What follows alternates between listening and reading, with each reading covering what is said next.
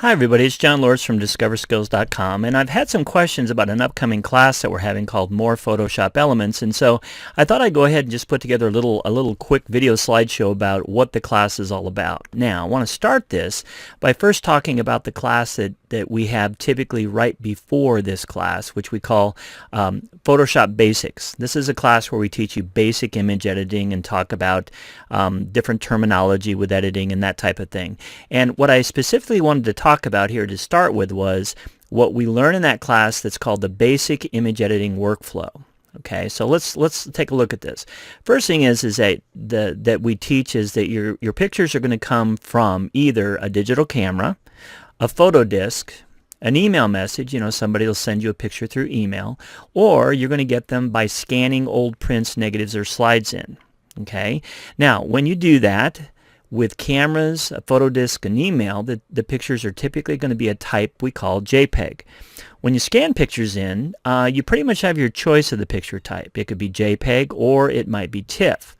We prefer to use TIFF because TIFF is a higher quality format than JPEG is. But it's really kind of up to you. The point is that you're going to get your pictures onto the computer in one of these ways, and they're going to be sitting in a folder out there, probably underneath the My Pictures folder somewhere. Okay, that's where the image editing workflow starts. Okay, so step number one is you're going to open up your original image. Step number two is immediately to save your picture as a new TIFF file. Now, this is a really important step. What this step allows you to do is to create a copy of that original, to save it as a TIFF copy so that you don't lose any quality, and that way as you continue on with your workflow, you're going to be working on a copy rather than having the potential of messing up your original picture. Now, if we move along in the next step, okay, step number 3 in our basic image editing process is to rotate the image if necessary. You know how pictures sometimes come off of camera sideways, or even when you scan pictures in, if they're a little bit crooked, you may have to rotate it. Okay. Step number 4 is to do a basic crop. Cropping, of course, means that you cut off parts of the picture that you don't want. Now, this particular crop that we have at this step in the workflow is not the crop where we resize at the same time. Okay, this is a crop where you're just taking off excess picture, and you can see an example here when we crop everything out but Jack's profile. Okay, step number 5, and this is really the core of doing a basic edit, is what we call the correction and enhancement step.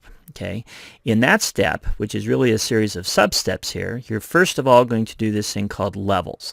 Levels is where you're adjusting the brightness and contrast. Okay.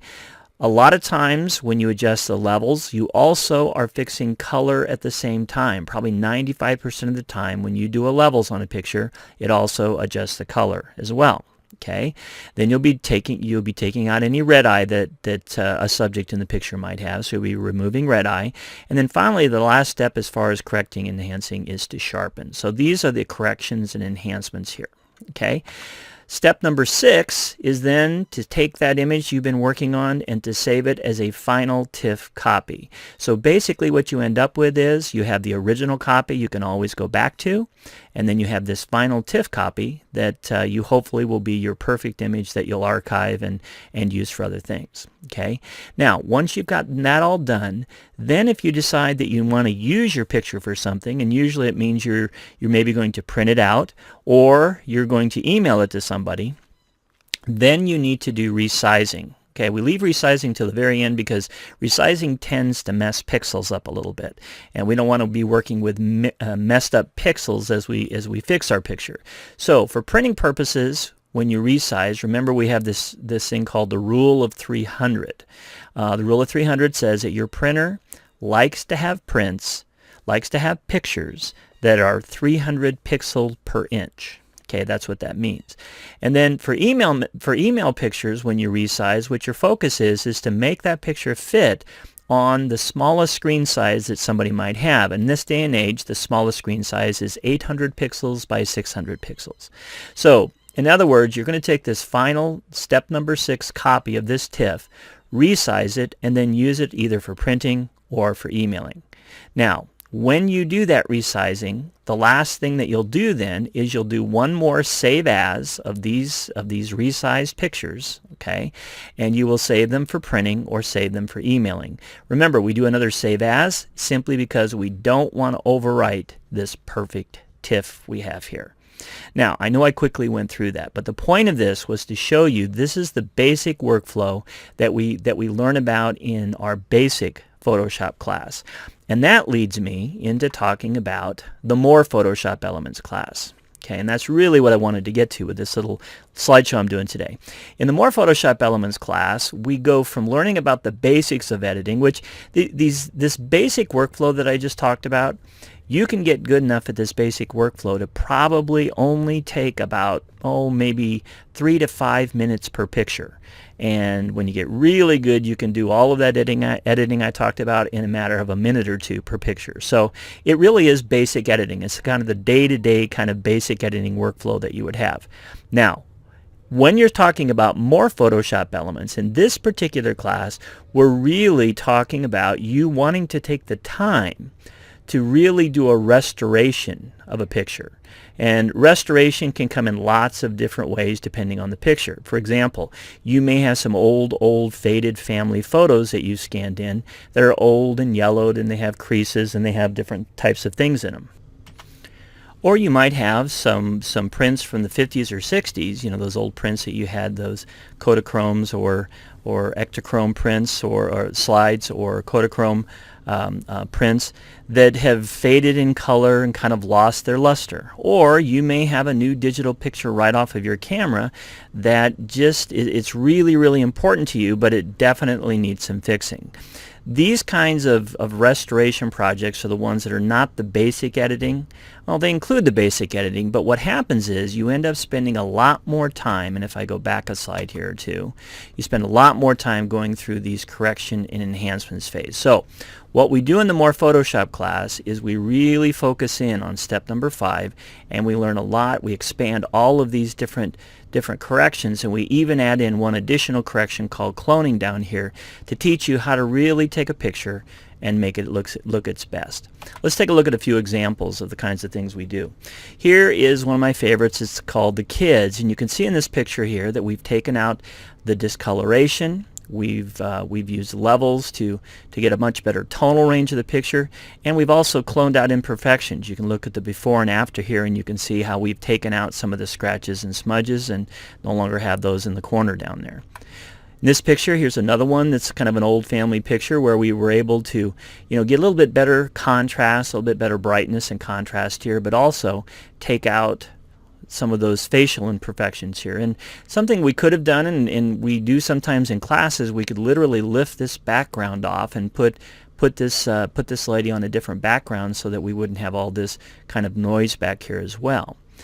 This is one of those typical 50s and 60s pictures where, it's basically faded over time and you're thinking, oh man, the color's all gone. Well, it's really pretty simple for us, but we can take that and we can put the color back in, put a little bit more contrast, do a little sharpness with the picture and some things like that. Here's another one of those 50s and 60s pictures where, again, we've just simply taken it and we've put luster back into it again. Here's an example of a newer picture with a digital camera where we've got some subjects here that are important to us. We've got this kind of messy background. So in this particular case, we literally lifted them off, put in more of an appropriate background, and we've got a much better picture here.